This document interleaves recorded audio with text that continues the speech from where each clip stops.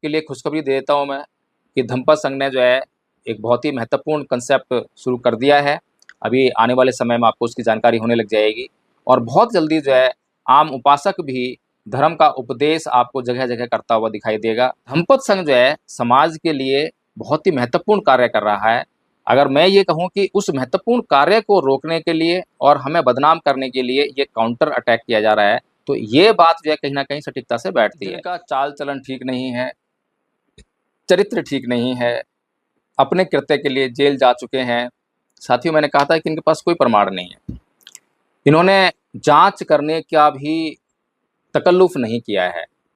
कम से कम अपनी धर्मभूमि के गायक शशि भूषण से ही पूछ लेते।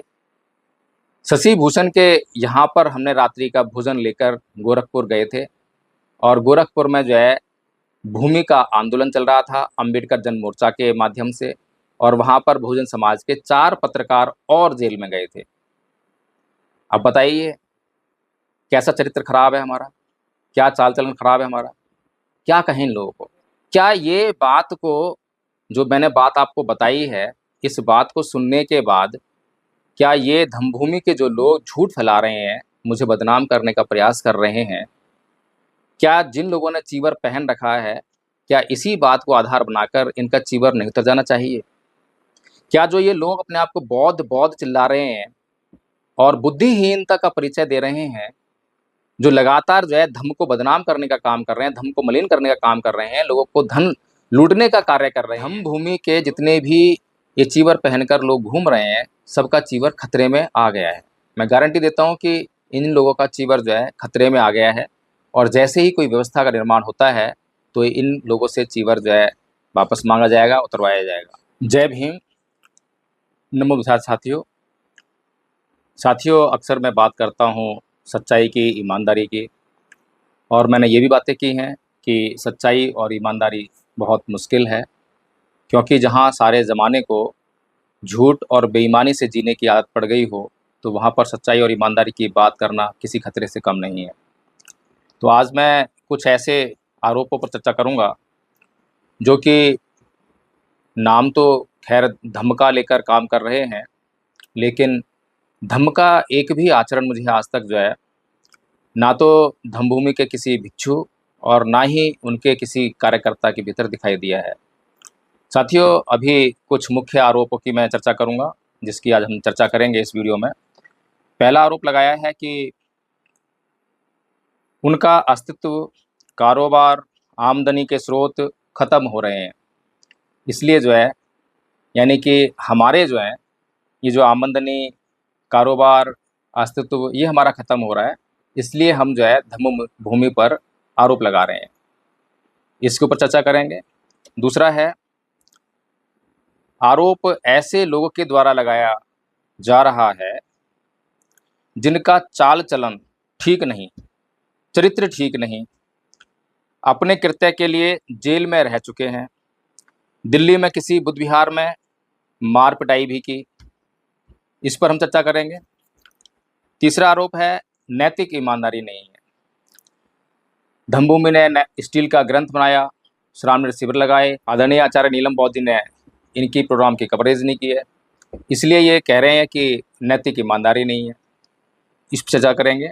इसके अलावा दूसरों से धन लेकर काम कर रहे हैं, ब्लैकमेलिंग कर रहे हैं, एक ये आरोप लगाया है। और एक सबसे बड़ा गंभीर आरोप, आश्चर्यजनक आरोप, कि पूर्व में आरएसएस के लिए काम कर चुके हैं।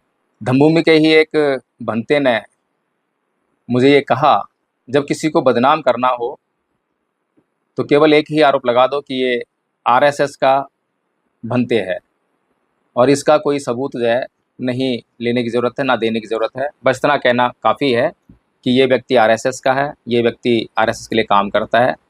उसी से जो है, जो समाज जो कि आरएसएस, बीजेपी, मनुवाद, ब्राह्मणवाद इन शब्दों से घृणा करता है, तो एकाएक उस व्यक्ति के प्रति जो है घृणा और द्वेष भर जाएगा।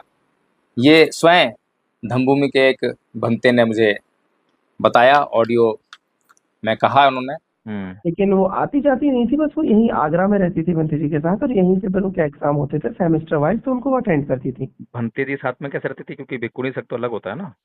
भिक्षुणी संघ अलग होता है, ये हमको पहले पता नहीं था, हम्म। लेकिन शुरू में क्योंकि मुझे इतना नॉलेज नहीं था धर्म का, लेकिन विनय का तो अभी ये समझ में आता है, भिक्षुणी का हम्म। विनय बहुत अलग होता है। हम्म। बिहार की तो बात छोड़ो, वो बाहर भी उनके साथ नहीं रह सकते, 100 मीटर हम्म। के दायरे में भी नहीं रह सकते, कार में भी नहीं जा सकते, लेकिन ये कोड ऑफ कंडक्ट धम्मभूमि में फॉलो नहीं होता है, हम्म। क्योंकि धम्मभूमि के जो मौलिक सिद्धांत है, हाँ। उनका सिद्धांत उन्होंने बाबा साहब की आड़ में बहुत कुछ बर्बाद किया है। हम्म। बाबा साहब के विचारों की आड़ में बहुत कुछ बर्बाद किया है। जैसे उनका एक सिद्धांत है कि जब हम कह रहे हैं कि बौद्ध धर्म की क्या पहचान, मानव मानव एक समान, तो हम्म। फिर भिक्षुणियों में और भिक्षुओं में भेद क्यों होना चाहिए, उनका ये सिद्धांत है। अभी हाँ। जैसे भंते निर्मल की उपसंपदा हुई, हम्म। तो भंते जो भंते जी की पत्नी रही, पूर्व पत्नी रही, उनकी जब उपसंपदा हुई, तो हम्म। भंते निर्मल की उपसंपदा होने के बाद सबसे हम्म। पहला तो यही रूल फॉलो नहीं हुआ, क्योंकि हम्म। उपसंपदा केवल और केवल लेडीज हम्म। की उपसंपदा केवल लेडीज कर सकती है।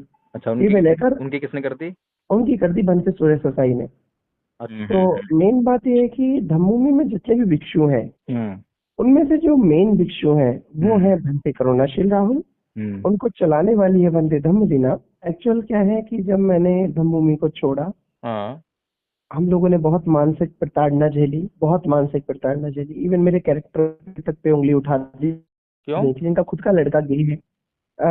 क्योंकि मैंने भंते जी की बातों को नहीं माना ना। मैं हम्म। दो दो चीजों का प्रूफ आप नहीं दे सकते, पहला कि आप आरएसएस के हो, हम्म। इस बात का कोई प्रूफ नहीं है, हम्म। और दूसरा कि इनका कैरेक्टर खराब है, इस हम्म। बात का कोई प्रूफ नहीं है। इन दो हम्म। चीजों का कभी कोई प्रूफ नहीं दिया जा सकता। सही बात है। तो बहुत कायदे से हमको, जब मुझे समझ में आया, मैं जब जयपुर के प्रोग्राम में था, हम्म। और जयपुर का प्रोग्राम अटेंड करने के बाद जब मुझे समझ में आया कि तो बड़े पैमाने पे समाज को लूटा जा रहा है, हम्म। तो हमने समाज को नेतृत्व देने के लिए चीवर लिया था, ना कि भ्रमित करने के लिए। हम्म। तो हमने कहा कि हम अगर आज इस कैपेसिटी में नहीं है कि हम इनका विरोध कर पाए, हम्म। तो हमारे लिए बेहतर है कि हम ये जगह छोड़ देते हैं। हम्म। और हमने माँ जी को इन्फॉर्म किया, हम्म। और उन्होंने ऐसा टॉर्चर किया था कि भंते जो निर्मल थी, हम्म। कि मेरे साथ नजदीकी बहुत ज्यादा थी, बहुत हम्म। ज्यादा नजदीकी थी। हम्म। तो धम्मविनिया, मैं उनके पास बैठा था, भंते निर्मल हम्म। के जो भंते जी की वाइफ रही है, हम्म। उनकी एज है 75, हम्म। और मेरा एज था उस समय 19 साल। हम्म। तो मुझे बोलती है कि भंते जी, आनंद नाम लेती थी मेरा, बोले हम्म। आनंद आप इनके साथ मत बैठो, कोई देखेगा तो क्या कहेगा। हम्म। तो मेरा माइंड एकदम से खराब हो गया, मैंने कहा यार इनकी एज क्या है, मेरी एज क्या है, हम्म। इससे तुम्हारी मानसिकता समझ में आती है कि तुम्हारी मानसिकता कितनी गंदी हो सकती है। हम्म। धम्मभूमि के जितने भी प्रोग्राम हुए हैं, हम्म। तो धम्मभूमि के जितने बड़े बड़े कार्यक्रम हुए हैं अब तक, हम्म। उनमें जो भिक्षु आते हैं, वो भिक्षु वो आते हैं जो दिहाड़ी मजदूरों की तरह भागते हैं। हम्म। ठीक है, तो वो भिक्षु आते हैं, तो उन वो भिक्षुओं को दिखाने के मतलब लिए क्या। इनको इनको पता है कि कैसे मैनेज करना है लोगों को। हाँ, तो ये है जो दिहाड़ी मजदूरों की तरह भागते हैं। तो ये हम्म। वहां पर अगर किसी की चलती है, वो है धम्म विनया, हम्म। और धम्म विनया के बाद अगर किसी की चलती है, तो वो है भंते धम्मशील। हम्म। धम्मशील एक ऐसा आदमी है जो चलता फिरता ज्वालामुखी है, अच्छा। इतना गुस्सा है उनमें, हम्म। है ना। धम्म विनय ने मेरे पे हाथ तक उठाया है उस दौर में। अच्छा। तो साथियों, चर्चा करेंगे आज इन सभी सवालों पर जो हमारे ऊपर दागे गए हैं। पहला सवाल कि हमारा अस्तित्व, कारोबार, आमदनी सब खतरे में है। इसका जवाब मैं पहले ही दे चुका हूँ कि अस्तित्व की जहाँ तक बात है, तो उसकी चिंता जो है हमें बिल्कुल भी नहीं है, क्योंकि हमने चीवर नहीं लिया है। हमें इस बात की कोई घबराहट नहीं है कि हमसे कोई सील का उल्लंघन हो गया हो तो हमसे चीवर उतर जाएगा। और हम हमेशा जो है, कभी कोई गलती हो जाए, गलत काम हो जाए हमारे से, तो उसकी माफ़ी जो है मांगने के लिए तत्पर रहते हैं। ऐसी व्यवस्था जो है धम्पत संघ के माध्यम से हमने बना ली है। और धम्पत संघ में हम अक्सर जो है अपनी पाप देशना भी करते हैं। जब हमें लगता है कि हमसे कुछ सील का उल्लंघन हो गया है, कोई नियम टूट गया है, तुरंत संघ में जो है कार्रवाई होती है। या तो संघ के सदस्य देख लेते हैं, या संघ में कोई शिकायत कर देता है तो कार्रवाई आती है। तो कुल मिलाकर जो है हमें अस्तित्व की कोई समस्या नहीं है। अस्तित्व की समस्या भंते करुणाशील जी खत्म हो सकती है, क्योंकि उन्होंने जो है बिना उपसंपदा के जीवा ग्रहण किया। और भी तमाम बातें हैं, डिस्कस करेंगे डिटेल में। कारोबार पहले बता चुका हूँ, कि सारा जो भी कारोबार सब बंद कर दिया है, वकालत बंद कर दी है और 24/7 एक ही काम है, भारत को बुद्धमय बनाने के लिए प्रयास करना, उसी के लिए काम चल रहा है। इसके अलावा दूसरा कोई काम नहीं है। और भारत को बुद्धमय बनाने के लिए 2 महत्वपूर्ण काम धम्मपद संघ ने लिए हैं, जो कि अभी तक उसमें से एक काम जो है पिछले 70 साल या उससे भी पहले के समय से नहीं हुआ है। वो काम है समाज के सामाजिक बेईमान लोगों को एक्सपोज करने का। ये काम भी जो है धम्मपद संघ ने शुरू किया है, यानी कि असली भिक्खू और नकली भिक्खू बहुत बड़ी समस्या जो समाज के लिए रही है भारत को बुद्धमय करने में, इस पर भी जो है धम्मपद संघ कार्य कर रहा है। इसीलिए किसी भी भिक्खू के बारे में कोई भी प्रमाण मिलता है, कोई भी जानकारी मिलती है, तो उसको जो है सोशल मीडिया के माध्यम से शेयर किया जाता है, लोगों को बताने का काम किया जाता है। आमदनी के स्रोत समाप्त हो रहे हैं। आमदनी के स्रोतों की परवाह वो करे जिसको संपत्ति इकट्ठी करनी हो। यहाँ तो हमने जो हमारे पास एकमात्र संपत्ति है, वो भी हमने जो है संघ को हमारे बाद जो है देने का वादा कर दिया है। हमारे पास कोई संपत्ति इकट्ठा करने का कोई लोभ लालच नहीं है। और सबसे बड़ी बात ये है कि लोग अक्सर जो है अपने आप को, अपने बच्चों को सुरक्षित करने के बाद समाज के लिए काम करने का प्रयास करते हैं, लेकिन यहाँ तो हमने जो है किसी भी प्रकार की सुरक्षा का निर्माण नहीं किया, ना ही उसे पाया। अपने बेटे की पढ़ाई को खतरे में डालकर, अपने जीवन के ऐशो आराम तमाम सुविधाओं को खतरे में डालकर ये काम शुरू किया है। और इसमें जो भी हमें इनकम होती है, जो भी हमारे पास स्रोत हैं, जो भी उनसे इनकम होती है, वो सारी जो है समाज के लिए इसी कार्य में लगती है। चाहे वो यूट्यूब से इनकम हो, चाहे वो और अन्य कोई स्रोत हो। पूर्व में जब हम धम्मभूमि के लिए कार्य कर रहे थे, पूरे 3 साल भंते करुणाशील इस बात से इनकार नहीं कर सकते हैं कि दिल्ली से आगरा, आगरा से दिल्ली हमारी गाड़ी कितनी बार रहा करती थी। हफ्ते में कितनी बार हम जो आगरा रहते थे, कितने दिन रहते थे। तो इस बात को भी नज़रअंदाज कर कर जो धम्मभूमि है निराधार बिना प्रमाण के आरोप लगाने में लगी हुई है। अपने त्याग बलिदान की बहुत परवाह करते हैं, अपनी समस्याओं की बहुत परवाह करते हैं, लेकिन दूसरों के त्याग बलिदान की कोई चर्चा नहीं करते हैं। खैर, अक्सर ऐसा होता है, मैं इस बात के लिए उनको दोष नहीं दूंगा। और ना ही मैं बिना प्रमाण के बात करता हूँ, और ना ही मैं कभी भी बिना तथ्य के बात करता हूँ, झूठी बातें नहीं कहता हूँ। क्योंकि धम्मपद संघ में जो है 5 सीलों का पालन करना अनिवार्य है। एक भी सील का सार्वजनिक तौर पर कहीं उल्लंघन हो गया तो तुरंत संघ जो है कार्रवाई करता है, पनिशमेंट देता है, दंड देता है। कोई भी आरोप जिस प्रकार से धम्मभूमि लगा रही है, एक एक आरोप जिसका उनके पास कोई सबूत नहीं है, कोई प्रमाण नहीं है, आरोप लगा रहे हैं। क्यों लगा रहे हैं? काउंटर अटैक करने के लिए। क्योंकि जो आरोप उनके ऊपर लगा है उसका साक्षात प्रमाण पेश किया गया है, सबूत दिया गया है, ऑडियो है, और ऑडियो की स्वीकृति भी हो गई है। खुद स्वीकार कर लिया है कि हाँ मेरा ही ऑडियो है। तो विकास बेटा, जो भी बात हुई है ना, ये बात अपने तक ही राज करते ना माँ जी, मैं ध्यान रखूंगा, ऐसी कोई बात नहीं, बस मेरे मन में थी माँ जी, मेरे पे रहा नहीं गया। इसके बावजूद जो है उस ऑडियो पर काउंटर अटैक करने में धम्मभूमि लगी हुई है, धम्मभूमि के सारे कार्यकर्ता लगे हुए हैं। एक भी धम्मभूमि ने आज तक बौद्ध तैयार नहीं किया, मैं गारंटी से कह रहा हूँ।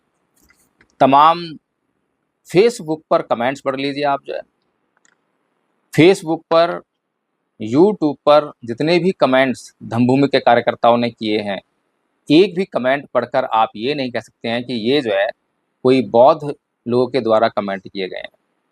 यहाँ तक कि जो धम्मभूमि के मुख्य कार्यकर्ता हैं, बड़े बड़े कार्यकर्ता, बड़े बड़े पदाधिकारी, उनकी भाषा सुन लीजिए। उनकी भाषा में आपको कहीं नैतिकता, कहीं ईमानदारी और कहीं पर संयम जरा सा भी दिखाई नहीं देगा। बहुत क्या गलत कार्य है? मतलब लोगों को ये बताना कि बौद्ध भिक्षु कैसे बनता है, ये गलत कार्य है?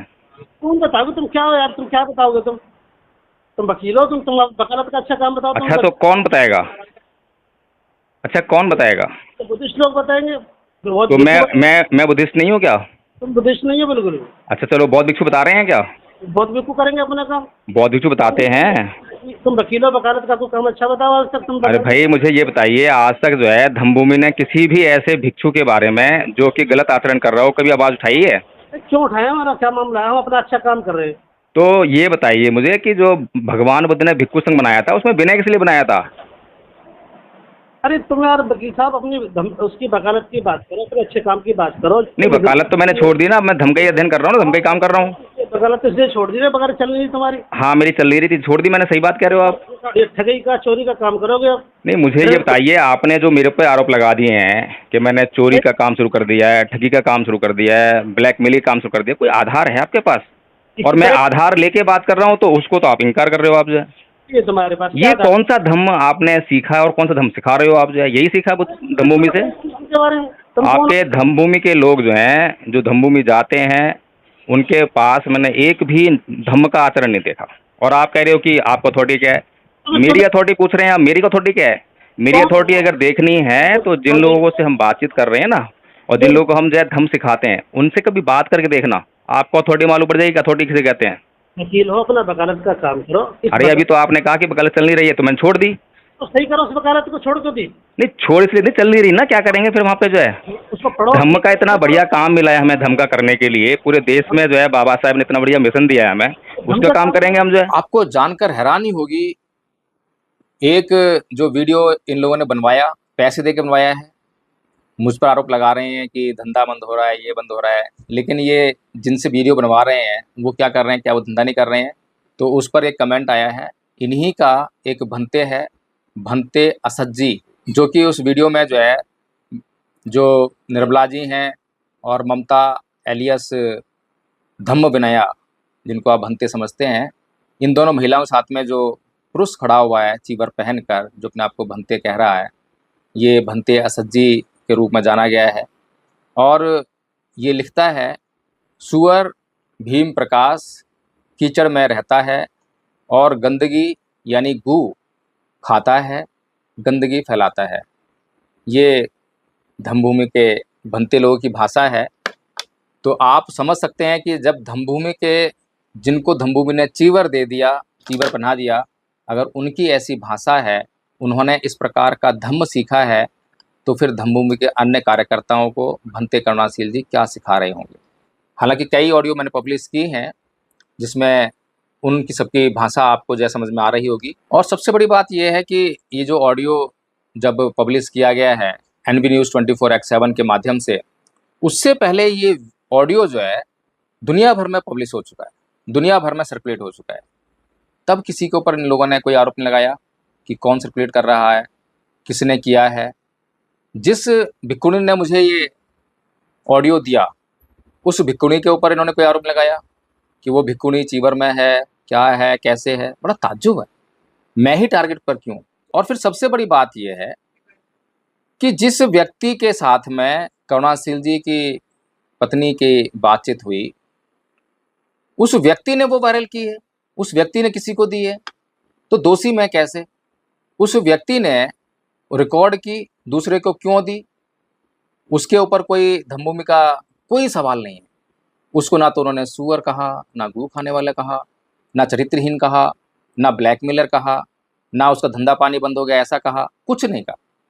केवल मुझे किस लिए? क्योंकि एडवोकेट जय भीम प्रकाश धम्म की बड़ी गहराई से जांच करता है, बड़ी गहराई से जांच करके बताता है कि क्या सही है, क्या गलत है। और इस समय जो है धम्म भूमि के जितने भी ये चीवर पहनकर लोग घूम रहे हैं, सबका चीवर खतरे में आ गया है।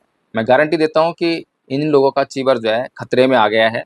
और जैसे ही कोई व्यवस्था का निर्माण होता है तो इन लोगों से चीवर जो है वापस मांगा जाएगा, उतरवाया जाएगा। चीवर तो उतरने वाला है, क्योंकि तमाम प्रमाण जो है इसी दिशा में संकेत दे रहे हैं। सबसे बड़ा ताज्जुब कि इन लोगों ने सबसे पहले उस ड्राइवर को, जिसने ये ऑडियो रिकॉर्ड किया और वायरल किया, उस ड्राइवर को इन्होंने धमकाया, डराया या फिर पैसे दिए हैं। और उसका ऑडियो भी आपने सुना होगा कि उसने मुझे बहुत प्रेशराइज किया कि मैं ये ऑडियो जो है डिलीट कर दूं। बताओ क्या करना है?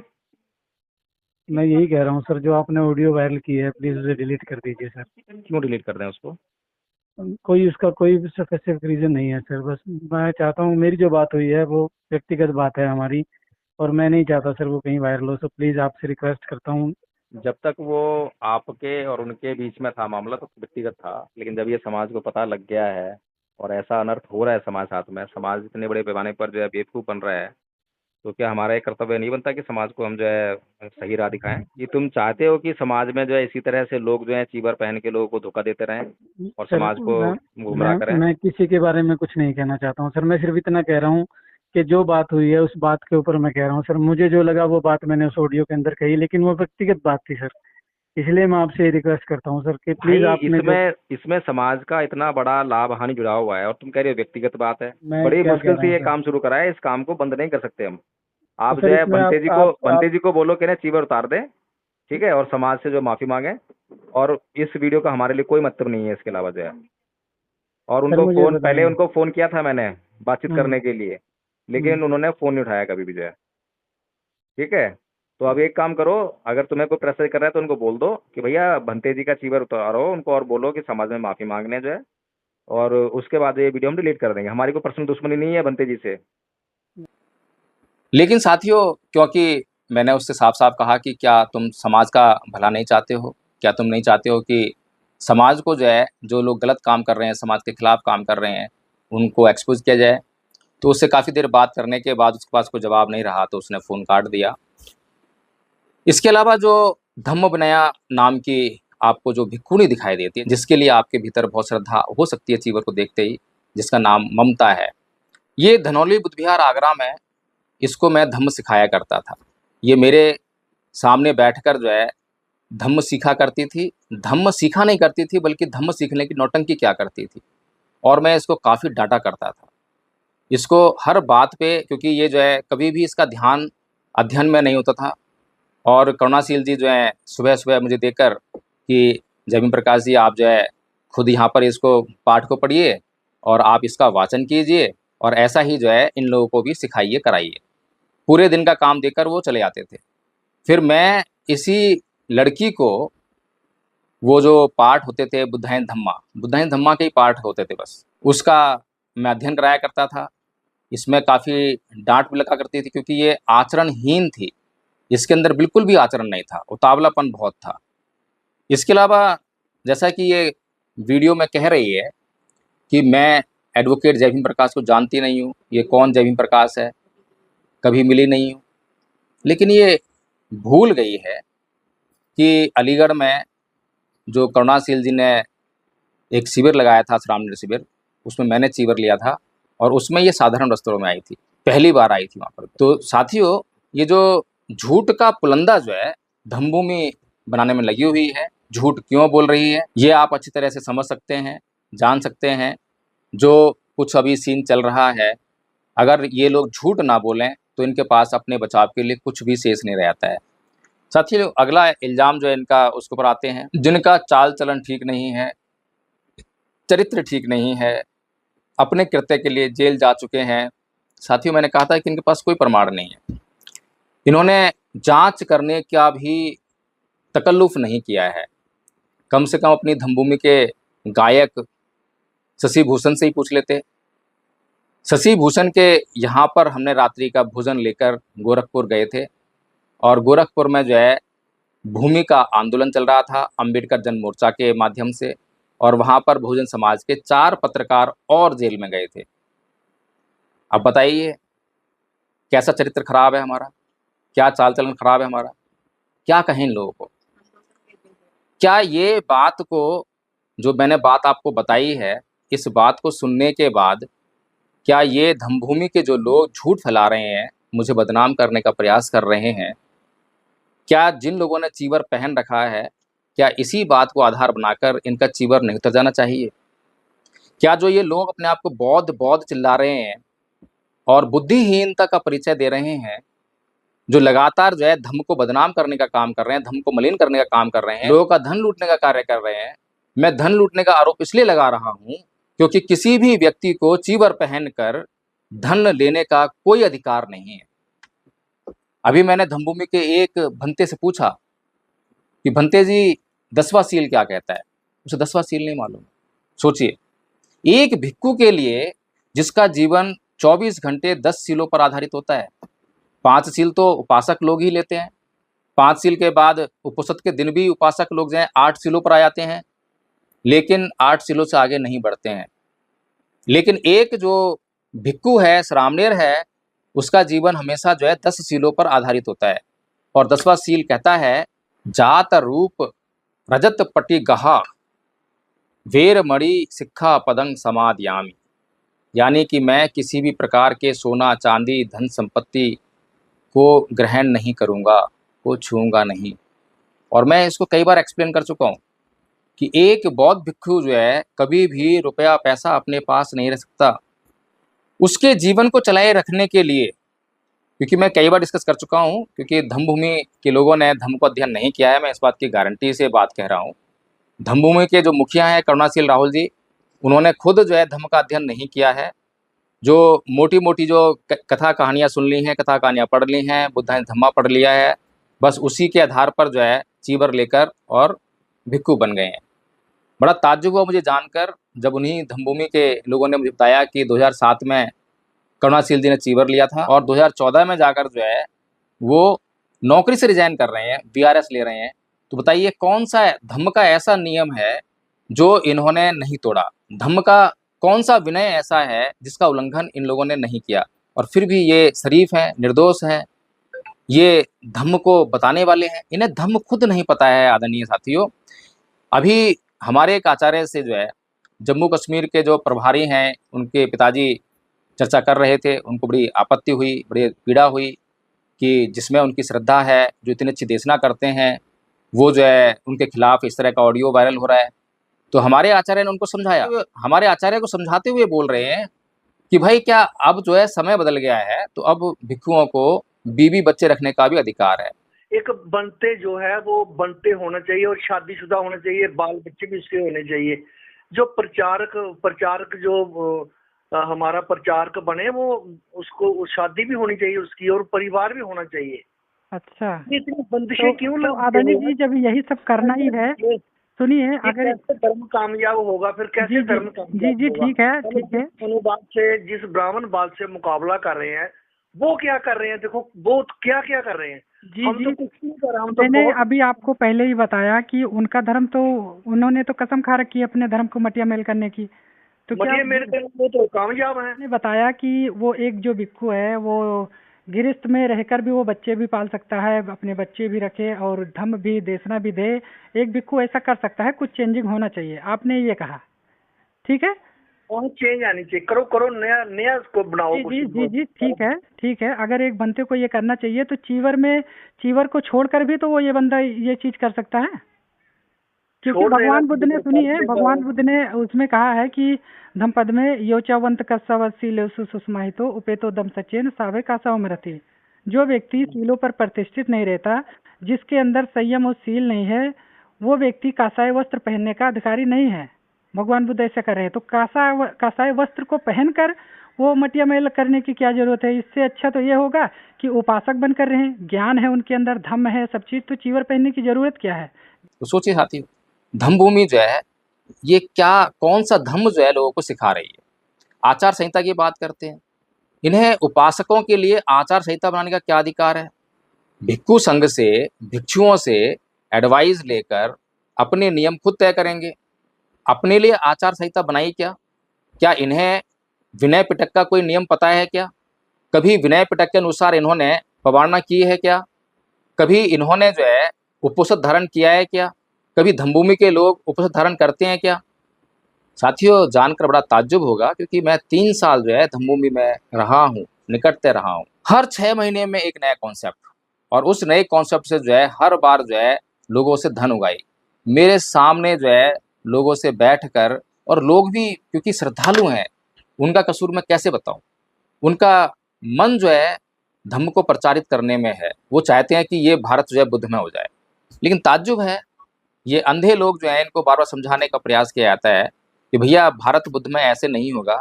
भारत बुद्धमय करने के लिए तुम्हें खुद भी धम्म को जो है पढ़ना पड़ेगा, समझना पड़ेगा, धारण करना पड़ेगा।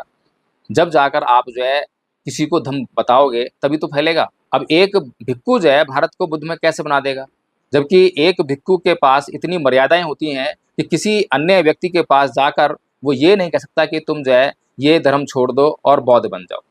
सोचिए, लेकिन ये वाला काम जो है कोई भी उपासक आराम से कर सकता है। किसी हिंदू के पास जाके समझा सकता है कि देखो भाई, हिंदू धर्म में ये समस्याएं हैं, बौद्ध धर्म इतना अच्छा है, मुस्लिम धर्म में ये समस्याएं हैं, बौद्ध धर्म यहाँ पर इतना अच्छा है। तो इस तरह से जो है मैंने बार बार बताने का प्रयास किया है कि किस प्रकार से एक उपासक और एक भिक्षु का जीवन होता है, क्या डिमार्केशन है, इनके बीच में क्या रेखा होती है। और अब आपके लिए खुशखबरी दे देता हूँ मैं कि धम्मपद संघ ने जो है एक बहुत ही महत्वपूर्ण कंसेप्ट शुरू कर दिया है। अभी आने वाले समय में आपको उसकी जानकारी होने लग जाएगी और बहुत जल्दी जो है आम उपासक भी धर्म का उपदेश आपको जगह जगह करता हुआ दिखाई देगा। तो इस तरह से धम्मपद संघ जो है समाज के लिए बहुत ही महत्वपूर्ण कार्य कर रहा है। अगर मैं ये कहूँ कि उस महत्वपूर्ण कार्य को रोकने के लिए और हमें बदनाम करने के लिए ये काउंटर अटैक किया जा रहा है, तो ये बात जो है कहीं ना कहीं सटीकता से बैठती है। क्योंकि मैं गारंटी से कह सकता हूँ, मेरे आमने सामने आने की हिम्मत ना तो करुणाशील जी की है और ना ही किसी धम्मभूमि के किसी पदाधिकारी की है। मैंने अभी इस वीडियो को शुरू करने से पहले बुद्धालंकार जी को कई बार फ़ोन लगाया, उन्होंने फ़ोन मेरा रिसीव भी करा और जैसे ही मैंने उनसे बात शुरू करी तो उन्होंने कहा कि इस बात के अलावा कुछ बात करनी है और फ़ोन काट दिया। हेलो। हेलो।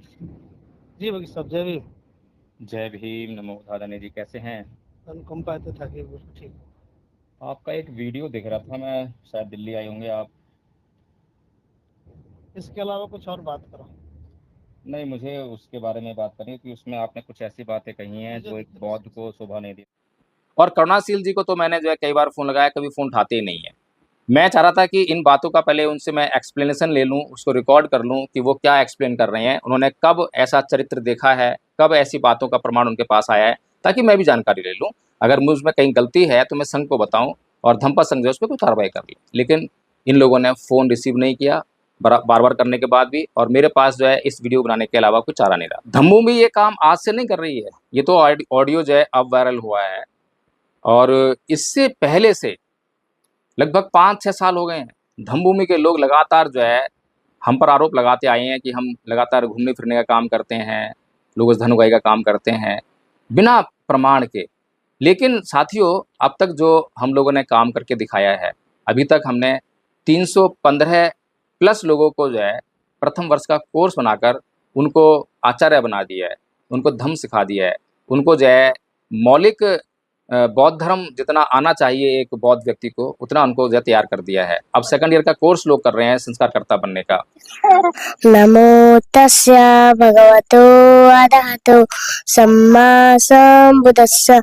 मैं उन सम्यक संबुद्ध को नमन करना चाहता हूँ जिन्होंने अपनी समाज स्थितियों पर तुरंत या निरंतर स्थापित करके अपने चित्त कलेशों का अंत कर दिया और काम, क्रोध, लोभ, द्वेष, इच्छा, राग इत्यादि को अपने चित्त से निकाल बार कर अपने चित्त को परिशुद्ध किया। मनोपुभंगमा धम्मा मनसेट्ठा मनोमय मनसा चे पदुठेन भासति वा करोति वा तत्तो नंग दुःखमनवेति चक्रंग भवतो पदं। सबे सता सुखी हन्तु सबे हन्तु चखेमिनो सबे भद्राणि पश्यन्तु मा किंचित् दुःखमागमा।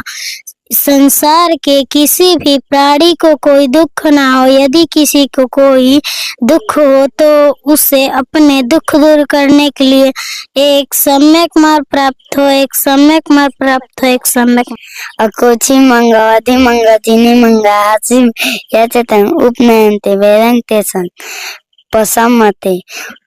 उसने मुझे डांटा, उसने मुझे मारा, उसने मुझे जीत लिया, उसने मेरा सब कुछ लूट लिया। जो ऐसे मन में बनाए रखते हैं उनका वेद कभी शांत नहीं होता। सब पापस्य करणं कुशल उपसंपदा सचित परियोद फलक एतं बुद्धानुशासनं। सभी पाप कर्मों को न करना, सभी पुण्य कर्मों को संचय करना, अपने चित्त को परिशुद्ध करना, यही बौद्धों की शिक्षा है। नहि विरन विरानि समन्ति धाकुदाचन अविरन च समन्ति तमो सनातन। इस संसार में वेद से वेद कभी शांत नहीं होता और वेद से ही वेद शांत होता है, यही संसार का सनातन नियम है। नहीं विरन विरानि समन्ति धाकुदाचन अविरन च समन्ति तमो सनातन। इस संसार में वेद से वेद कभी शांत नहीं होता, वेद से ही वेद शांत होता है। क्या क्या सीखा आपने? सब कुछ सीखा। सब कुछ सीख लिया, तो हमारे दर्शकों को कुछ सुना दीजिए। नाही वेरेन वेरानि समन्ति धाकुदाचनं अवेरेन च समन्ति धम्मो सनातनो। इस संसार में वैर से वैर कभी शांत नहीं होता, वैर से ही वैर शांत होता, यही संसार का सनातन नियम। इसमें ऐसे भी लोग हैं जो बिल्कुल अशिक्षित हैं, उन लोगों को भी पाली और हिंदी में आप जो है बोलते हुए सुनोगे, जब पदों का उच्चारण करते हुए सुनोगे तो आप भी जो है हैरान रह जाओगे। तो साथियों, ये काम जो है, जो धम्मपद संघ कर रहा है, ये काम इतना महत्वपूर्ण है, जिस काम को करना चाहिए था धम्मभूमि को, वो काम उसने नहीं किया। और 2007 से इनकी शुरुआत है और आज तक इन्होंने जो है एक बौद्ध जो है समाज को नहीं दिया, जिसको ये कह सके कि देखिए हमने एक आदर्श बौद्ध जो है समाज को दिया है।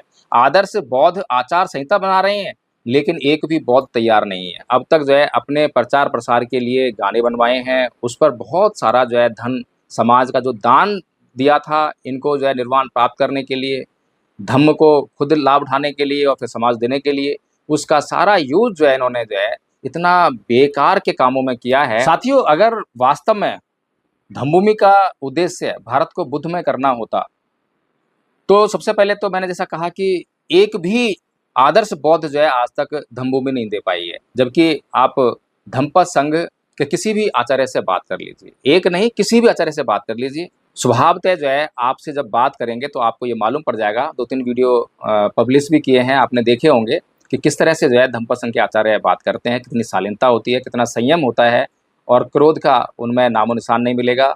और भाषा का इतना संयम होता है कि आपको कहीं पर भी भाषा इधर से उधर होती हुई दिखाई नहीं देगी। जब आरएसएस और बीजेपी के प्रेशर में दलाई लामा ने वहाँ पे जलाभिषेक किया शिवलिंग का, तो इन्होंने कहा कि ये दलाई लामा नहीं दलाल लामा है। लोगों को ये समझाने का प्रयास नहीं किया कि ये जो दलाई लामा जी हैं, किस प्रकार से आधा तिब्बत जो है भारत में बसा हुआ है और ये सब लोग जो शरणार्थी हैं, सरकार के अधीन रहने का काम होता है इनका। ये सरकार के अगेंस्ट जाकर जो है कुछ भी नहीं कर सकते हैं। अगर वो सरकार के मनमाने तरीके से जो है जो बातों को ना माने, तो फिर सरकार जो है उसके खिलाफ कोई भी एक्शन ले सकती है, क्योंकि वो मजबूर है। और दलाई लामा से जो है भारत में बौद्ध धर्म नहीं चलता।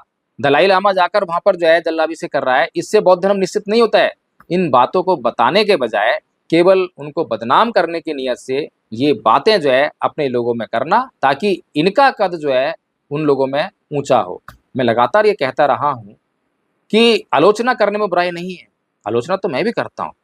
मैं खुद अपने धम्मपद संघ में हर किसी को जो है आलोचनात्मक दृष्टिकोण अपनाने के लिए उत्साहित करता हूँ, प्रेरित करता हूँ, क्योंकि जब तक हम आलोचनात्मक दृष्टिकोण नहीं रखेंगे तो हमारे भीतर जो है अंधश्रद्धा आएगी, अंधभक्ति आएगी। इसलिए हमें, चाहे हमारा गुरु है, चाहे कोई भी कितना भी बड़ा आदमी क्यों ना हो, कितना बड़ा विद्वान क्यों ना हो, हमारे पास भी बुद्धि है, हमारे पास भी विवेक है, हम भी आलोचनात्मक दृष्टिकोण अपना सकते हैं। हम भी किसी भी बात की जांच कर सकते हैं, जितनी भी कर सकते हैं उतनी तो जांच करें। इसीलिए मैं अक्सर जो है लोगों को आलोचनात्मक दृष्टिकोण अपनाने के लिए प्रेरित करता हूँ। क्या ये गलत काम करता हूँ? क्या हमें किसी की जांच नहीं करनी चाहिए? क्या हमें संदेह नहीं करना चाहिए? क्या हमें प्रश्न नहीं करना चाहिए? धम्मभूमि के लोग केवल ये चाहते हैं कि करुणाशील जी के भीतर जो है केवल चीवर को देखकर श्रद्धा आ जाए और उसके बाद जो लोग प्रश्न करना बंद करते हैं। और एक घटना मुझे याद आई है, बड़ा ताज्जुब हुआ जब आदरणीय आचार्य नीलम बौद्ध जी जब धम्मभूमि को हमने ज्वाइन किया, तो मैंने खुद कहा था कि भंते जी एक काम कीजिए, हमें जो है आप दिल्ली सौंप दीजिए और आचार्य नीलम बौद्ध जी को आप दिल्ली का अध्यक्ष बना दीजिए और हम दिल्ली हम देखेंगे। भंते जी बोले नहीं, दिल्ली का अध्यक्ष नहीं, आपको महासचिव बनाते हैं। तो साथियों, हमें क्या मतलब पद से, जो है ना ही पद के लिए काम कर रहे हैं और धम्मभूमि के पद की वैल्यू भी क्या। 2 लोग जो है अभी धम्मभूमि के दिल्ली में नहीं थे, तो उस पद पर तो काम ही काम था, लोगों को तैयार करना, लोगों को जगाना। और उस समय जो है हमने जो है भंते जी की, जो भंते जी ने कहा, क्योंकि हमारी श्रद्धा भी ऐसी श्रद्धा थी जैसे आज धम्मभूमि के अन्य लोगों की श्रद्धा है। हमने भी भंते जी कुछ नहीं कहना है, भंते जी महासचिव, कोई बात नहीं महासचिव। और आपको जानकर ताज्जुब होगा, हमने भंते जी से ये नहीं पूछा कि धम्मभूमि में दिल्ली का अध्यक्ष किसे बनाया है। और बीच बीच में हमने कई मीटिंग्स करी। जब धम्मभूमि का काम जो है हमने दिल्ली में शुरू किया तो चारों तरफ जो है धम्मभूमि दिल्ली में होने लगी। लोगों में जाकर मैंने बहुत सारे कैडर्स दिए और उस समय कई बार हमने जानकारी लेने का प्रयास किया भाई दिल्ली का अध्यक्ष कौन है, लेकिन दिल्ली का अध्यक्ष कौन है ये मालूम नहीं पड़ा।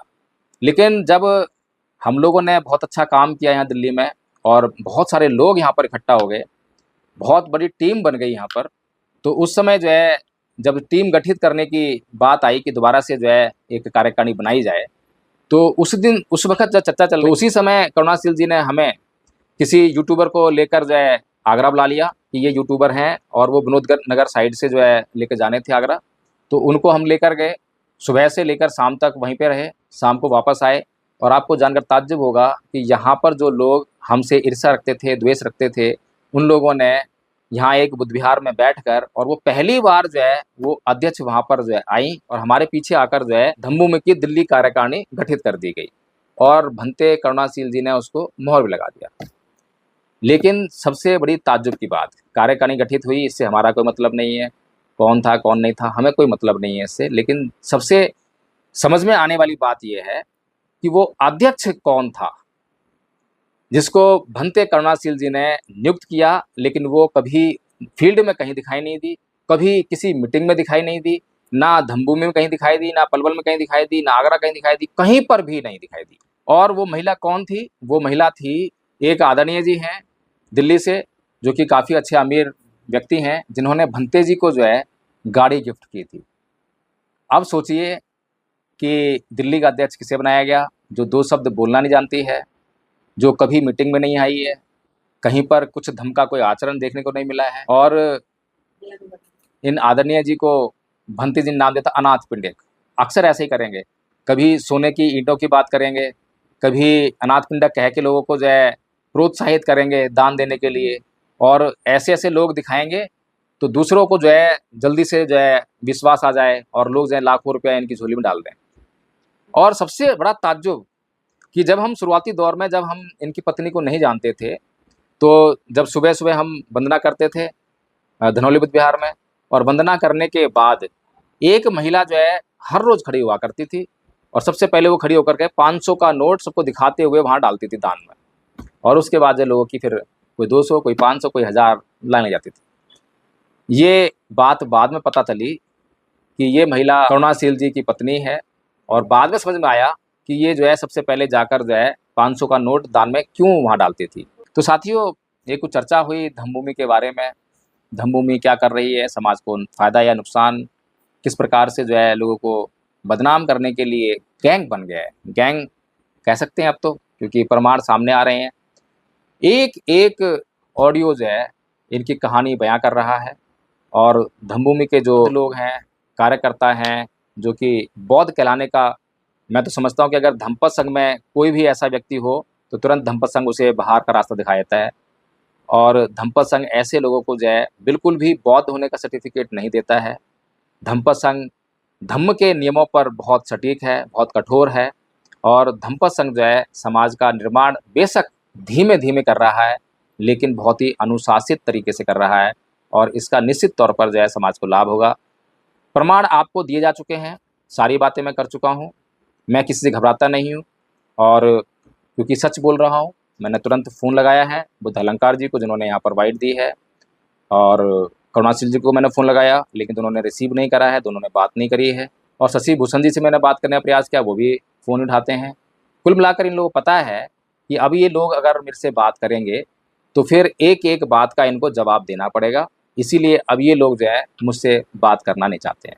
तो साथियों, फिर दूसरी वीडियो में और बातें करेंगे, जब तक के लिए जय भीम, नमो बुद्धाय।